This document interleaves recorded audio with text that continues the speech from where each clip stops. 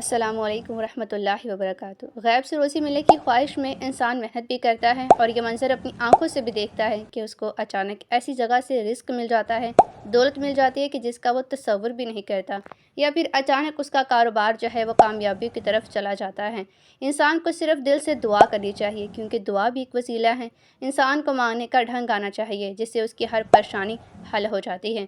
میں آپ کے رزق کو بڑھانے کے لیے اور آپ کی پریشانی کو حل کرنے کے لیے ایک ایسی دعا شیئر کرنے جا رہی ہیں جو کہ بہت زیادہ پاورفل ہے۔ ایک ایسی دعا ہے کہ جس کو آپ اپنی نماز میں شامل کر لیں گے تو بے شک آپ کی جو راہیں ہیں وہ کامیابی کی طرف چلی جائے گی۔ ایک چھوٹی سی دعا ہے، سبحان اللہ و بحمدہ، سبحان اللہ العظیم و بحمدہ، استغفر اللہ۔ یہ دعا ہے، یہ عمل کرنے سے پہلے آپ نے کامنٹ میں اللہ سبحانہ تعالیٰ کے خوبصورت نام میں سے ایک نام ضرور لکھنا ہے۔ یہ عمل کچھ اس طرح سے ہے کہ آپ نے کسی بھی نماز کے بعد روزانہ 111 بار اس کو پڑھ لینا ہے۔